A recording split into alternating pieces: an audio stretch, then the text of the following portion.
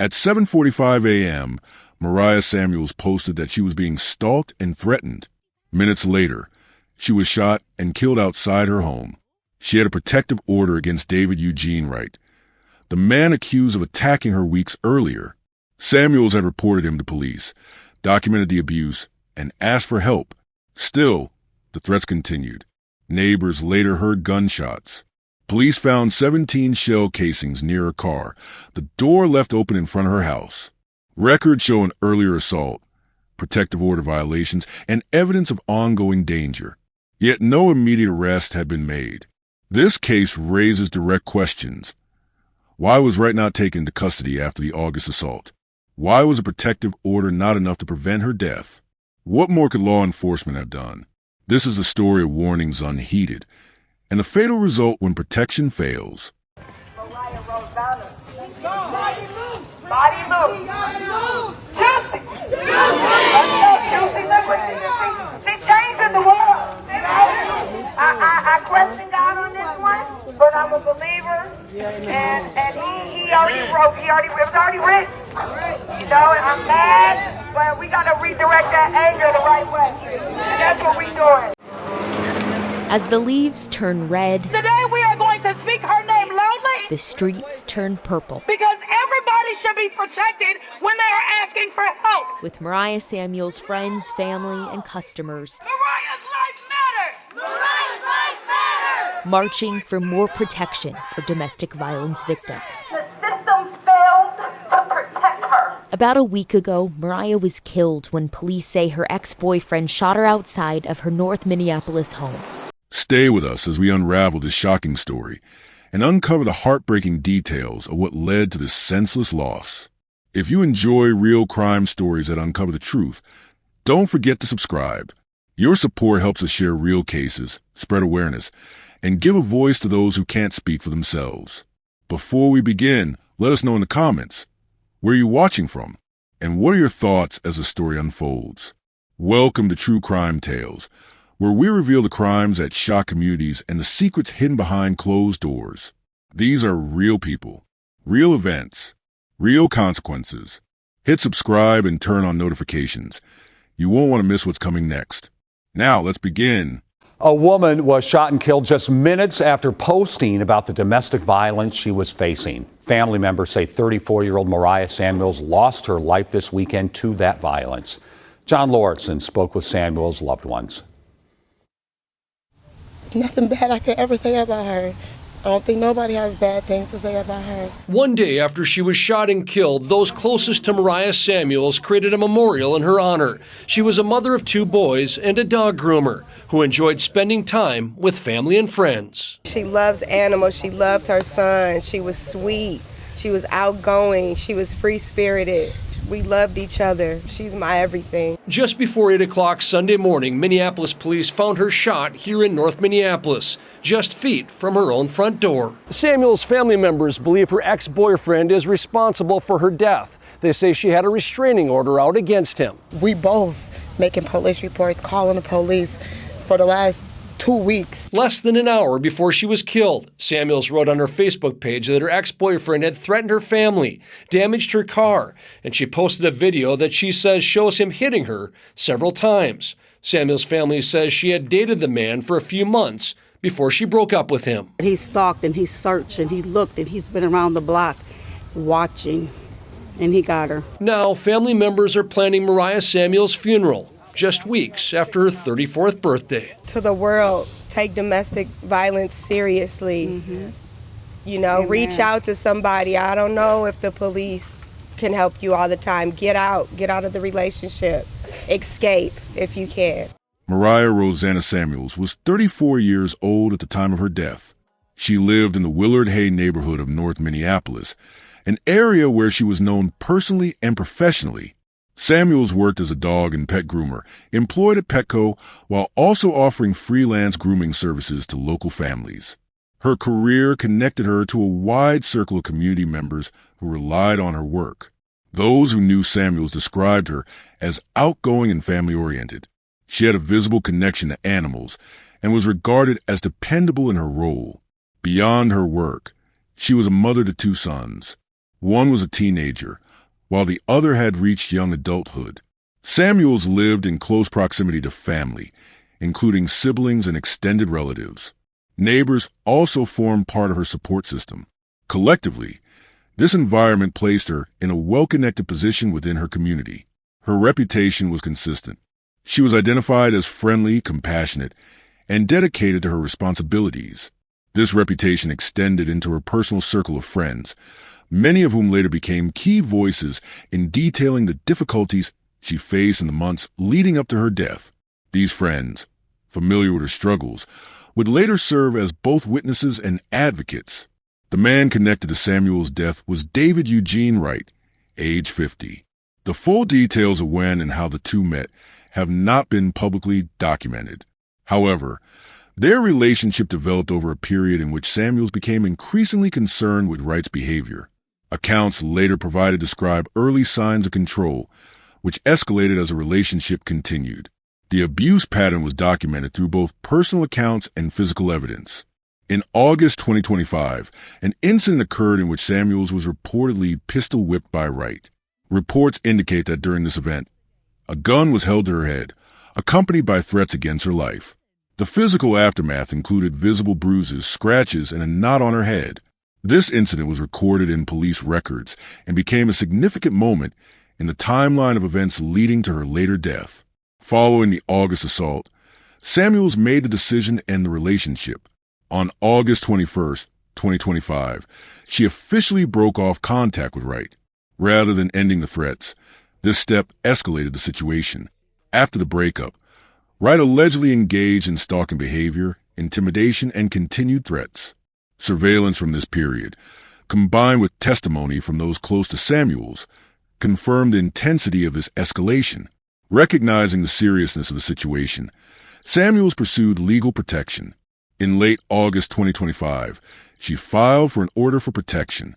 This was a court-issued document designed to prohibit Wright from contacting or approaching her. The order was granted within days. Terms of the order required Wright to stay away from Samuels and cease communication. Despite the formal legal boundary, enforcement proved challenging. Reports show that Wright violated protective order multiple times in the weeks that followed. Instances of him stalking her outside her home in the early morning hours were documented. On at least one occasion around 4 a.m., Samuels reported his presence. She continued to experience repeated intimidation despite the order's restrictions.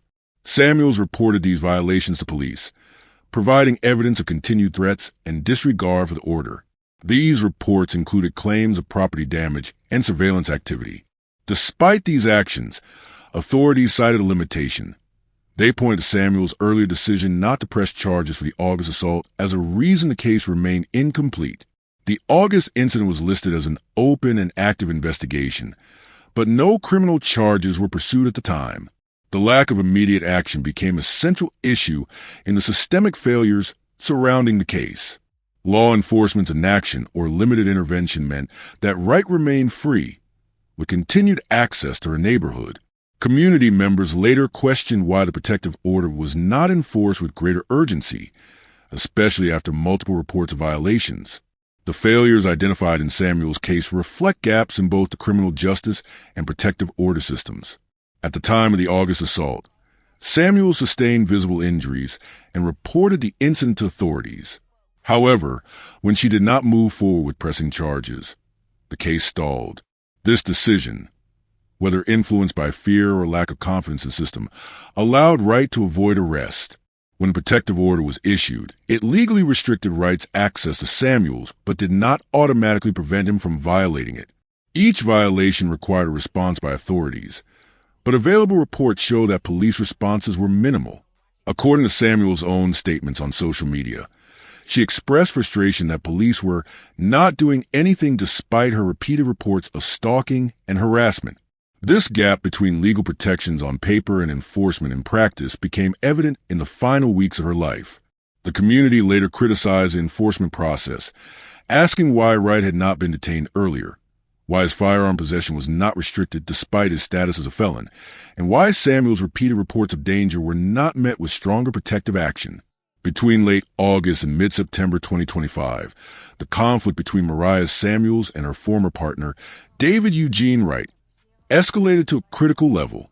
The relationship had officially ended in August, and shortly after, Samuels obtained a protection order from the court. The legal order was meant to prevent Wright from contacting or approaching her.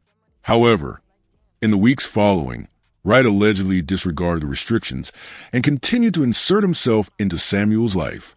Reports from neighbors and family members indicate that Samuels experienced multiple incidents of harassment during this period. She described being stalked outside her residence in the early morning hours, including reports of Wright circling her neighborhood at night and showing up uninvited. Family members later stated that she contacted police on more than one occasion to document these violations. In addition to calls to law enforcement, Samuels turned to social media as another way of documenting what she was experiencing. She posted openly on her Facebook page about her frustrations, specifically referencing the ineffectiveness of the protective order. One of her posts expressed that the order wasn't protecting her, and she accused authorities of failing to take action. These posts were time-stamped within days of her eventual death. Friends and family members were aware of the situation. They described privately encouraging her to leave her home or take additional precautions to protect herself. According to their later statements, Samuels resisted relocating because she believed she had already taken the steps the system required. And in the relationship, filing reports and securing a protection order. Relatives would later argue publicly that she did everything she was supposed to do according to the law and standard advice given survivors of domestic violence. In the early hours of Sunday, September 14, 2025, events unfolded that set the stage for the fatal incident. At approximately 4 a.m., Samuels again reported stalking and harassment outside her home. Although details of the specific police response remain limited in public reports, this was consistent with earlier allegations that Wright frequently violated the order of protection during nighttime hours. By 7:45 a.m., Samuels logged into Facebook and made what would become her final post. In it, she expressed her continuing fear and pointed directly at the lack of effective intervention. She indicated that despite the existence of a legal protection order, she was still being harassed, and she stated that law enforcement wasn't doing anything. The post was made public, visible to friends and community members. Approximately 8 minutes after this Facebook post, at around 7:53 a.m., Wright arrived near Samuels' residence on the 1400 block of Russell Avenue North in the Willard Hay neighborhood of Minneapolis. Evidence collected later indicates that Samuels had just approached or entered her vehicle, a Jeep parked outside her home. The driver's side door was still open when the crime scene was secured. Wright confronted her in this location and opened fire. She was struck multiple times, primarily in the chest and torso. The medical examiner would later confirm that the gunshot wounds were immediately fatal. Investigators recovered 15 spent shell casings from the scene, scattered both inside and near the vehicle. The volume of discharged rounds indicated a rapid sequence of shots fired at close range. Neighbors reported hearing a series of gunshots in quick succession. Some residents stepped outside in time to see an individual fleeing the area. Witnesses described a person leaving on a bicycle, heading away from the block immediately after the gunfire. Authorities later reviewed nearby surveillance camera footage. The video captured images of a suspect leaving the vicinity of Samuels' home by bicycle at the same time the shooting was reported. This footage became a key piece of evidence linking Wright to the scene. Police were dispatched within minutes of the first 911 calls reporting gunfire. Responding officers located Samuels lying near her vehicle. Paramedics and fire department medics also arrived on scene. Despite attempt at resuscitation, she was pronounced dead where she was found. The scene was secured as a homicide investigation.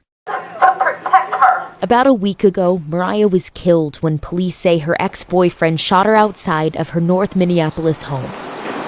David Wright was arrested and charged with second-degree murder and illegal possession of a firearm. What was she? This is amazing. The turnout is amazing. The support is amazing. So many people. Connie Willis, Mariah's friend, says she did everything she could have done to protect herself. Family tells me Mariah's relationship with Wright only lasted a few months. They also say that she filed an order of protection and that she was in contact with police. Mariah posted what appears to be minutes before her death on Facebook, saying she was being stalked that morning and that law enforcement wasn't doing enough. Amazing, but why are they going to be at the cost of her life? I get it, baby. In domestic violence! In domestic violence! They marched to the 4th Precinct, demanding systemic changes to protect victims, pointing out that Wright was on federal probation for drug charges and has a history of domestic violence. My friend was more than just a victim. She was a mother, she was a business owner, she was a daughter, she was a friend, she was a sister. Mariah leaves behind 2 sons and a community that loved her. Mariah! And as they walk the streets back, I just want to watch. I'm here, my love. I know. they hope change is on its way. I have impacted siblings take action. Yes, Sammy Solina, Carol 11 News. Yeah. Forensics teams documented bullet impacts on the Jeep and surrounding area. In addition to the 15 cartridge casings, they photographed and collected ballistic evidence consistent with a semi-automatic firearm. Blood evidence and trajectory analysis confirmed she was attacked at close range as she exited or attempted to enter her vehicle. Relatives were inside the home at the time of the shooting. They rushed outside after hearing the gunfire, but were unable to intervene. Samuel's children were among those who witnessed the aftermath. The murder occurred directly in front of her residence, making it visible to family and neighbors who later described the suddenness of the violence. Law enforcement quickly connected Wright as the primary suspect. His history with Samuels was already documented through the order of protection and prior police reports. The eyewitness descriptions and surveillance videos supported probable cause for his arrest. Within hours, police located Wright in Anoka, Minnesota. He was taken into custody without incident and booked on charges of second-degree murder and illegal possession of a firearm. His bail was set at $1 million. On September 14, 2025, after the fatal shooting of 34-year-old Mariah Samuels outside her Minneapolis home, law enforcement began tracking the primary suspect, her former partner David Eugene Wright. The sequence of events following the crime reveals how investigators connected Wright to the homicide, how the judicial process unfolded, and how the community responded with demands for systemic change. The suspect identified in the shooting was David Eugene Wright, a 50-year-old man with a significant criminal history. Wright was legally prohibited from possessing a firearm due to prior convictions that barred him under federal and state law. Court records showed that Wright had been the subject of at least 2 previous protective orders filed by other women in 2020 and 2022, which documented prior allegations of abuse and threats. This history established a pattern of behavior consistent with the allegations made by Samuels before her death. The investigation into the killing began almost immediately after the shooting. Witnesses in the neighborhood reported hearing multiple gunshots and seeing a man flee the scene on a bicycle. Surveillance cameras in the Willard Hay neighborhood captured footage of an individual leaving the area at the time of the crime. The suspect was matched right through these recordings and corroborating witness descriptions. Police also recovered 15 discharged cartridge casings near Samuel's vehicle and home, providing forensic evidence that supported the account of a close-range, targeted shooting. Wright's connection to Samuels, his history of violence toward her, and his recent violation of protective order all directed investigators to focus on him. By the afternoon of September 14th, authorities located and arrested Wright in Anoka, Minnesota. He was taken into custody without reported incident and transported back to Hennepin County for booking. Prosecutors formally charged Wright with second-degree murder, the primary count for intentionally causing the death of another person without premeditation. In addition, he was charged as a felon in possession of a firearm, given his criminal record and the prohibition against him owning or using firearms. At his initial appearance, the court set Wright's bail at $1 million, citing both the seriousness of the crime and his demonstrated risk to public safety. These charges placed Wright at the center of a high-profile legal case that quickly drew national attention. The criminal complaint against Wright included details of a violent incident from August 2025, just weeks before the shooting. According to the report, Wright allegedly assaulted Samuels by pistol whipping her, placing a gun to her head, and threatening to kill her. The injuries documented included visible bruising, scratches, and a knot on her head. Samuels sought and was granted an order for protection shortly after this assault, legally requiring Wright to stay away from her home, workplace, and family. The complaint further noted that Wright had violated this protective order on multiple occasions in the weeks leading up to the homicide. Samuels herself reported being stalked at 4 a.m. and expressed on social media that the order was ineffective. These violations were part of the official record presented to court after her death. One of the critical weaknesses highlighted in court filings was that the August assault case remained open and active, but had not been prosecuted at the time of the September killing. Law enforcement stated that Samuels initially did not wish to pursue criminal charges for that incident, which limited immediate prosecution. However, the violent nature of the assault and the subsequent protective order violations raised questions about why stronger enforcement measures had not been pursued. The sequence of events exposed systemic vulnerabilities. Despite clear evidence of danger, and despite Wright's repeated disregard for court orders, he remained free and armed. The legal proceedings, therefore, not only addressed Wright's direct responsibility for Samuel's death, but also drew attention to the structures that allowed the situation to escalate unchecked. Following the homicide, Samuel's family and community organized vigils in her memory. Friends, neighbors, and relatives gathered at the location where she was killed to pay respects and highlight her efforts to protect herself. Samuel's role as a mother of two sons and as a local pet groomer known in the community underscored the personal impact of her loss. Advocacy groups against domestic violence also use these gatherings to emphasize the risks survivors face even after taking legal steps for protection. Within days of the shooting, approximately 150 to 200 people participated in a march for justice. The demonstration began at Samuel's home in North Minneapolis and ended at the Minneapolis Police Department's 4th Precinct. Participants carried signs and demanded accountability from both law enforcement and the courts. The march was intended to call attention to what they saw as systemic failures that left Samuels vulnerable despite her repeated warnings and official protective order. The event drew coverage from local media and gave a public platform to those who had been closely following her case, including family members who stated that she had taken every recommended step to secure her safety. The killing of Mariah Samuels became a national headline because of the circumstances leading up to her death. News outlets reported the timeline in stark terms. Minutes after Facebook post, she was killed. The detail that she had publicly posted about stalking and ineffective police response shortly before being shot attracted widespread attention. Media coverage extended beyond local crime reporting. National platforms used the case to frame broader discussions on the effectiveness of protective orders, the enforcement of firearm restrictions, and the accountability of the justice system when survivors raised repeated warnings. The case was cited in articles, advocacy pieces, and policy debates as an example of how gaps in enforcement can have fatal outcomes. The arrest of David Eugene Wright, the charges filed, and the subsequent legal proceedings highlighted both individual criminal responsibility and systemic weaknesses in the protection of domestic violence survivors. Community reactions through vigils, marches, and media coverage ensured that the case extended beyond a single tragedy to a broader public examination of how protective measures function in practice.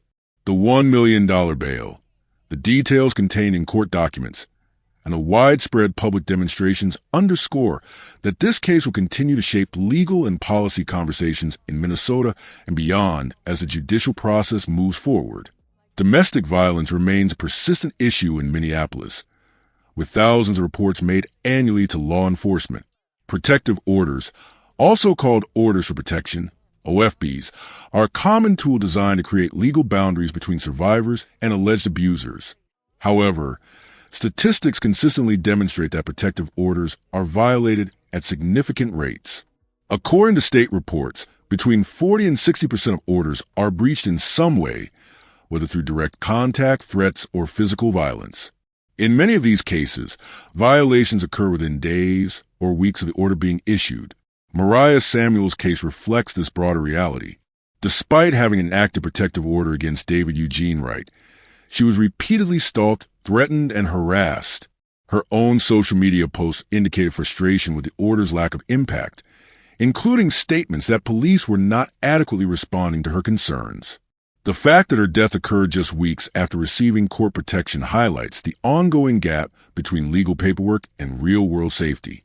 Patterns of ignored warnings have also surfaced in other Minneapolis cases. Several victims of domestic violence have been killed despite prior calls to police, protective orders, and documented threats. These incidents illustrate a recurring cycle. Survivors follow the advised steps, but enforcement mechanisms remain inconsistent. The Samuels case adds another layer to this pattern, raising questions about how many documented warnings should trigger more aggressive intervention before a fatal outcome occurs. A central point of scrutiny in this case is how seriously law enforcement took Samuels' reports. She contacted authorities multiple times about rights threats and stalking. One of the most severe reported incidents occurred in August 2025, when Wright allegedly pistol-whipped her, placed a gun to her head, and left her with visible injuries. While this event was noted in police records and an investigation was described as open and active, no immediate arrest was made. The police response raises the issue of whether existing policies were fully followed. Minneapolis Police Department protocols allow for arrests in domestic violence cases when probable cause exists, even if the victim does not wish to pursue charges. However, reports suggest that when Samuels expressed hesitation about moving forward with charges, no further enforcement action was taken. Critics argue that the level of threat in her case, combined with physical evidence of injury and repeated violations of protective order, should have been enough to mandate stronger law enforcement intervention. The effectiveness of policies around protective orders is also under question. In Minnesota, violations of an order for protection can result in arrest. Yet, despite Samuels' claims that Wright was stalking her and breaking the order, police responses appear to have been limited to warnings and documentation.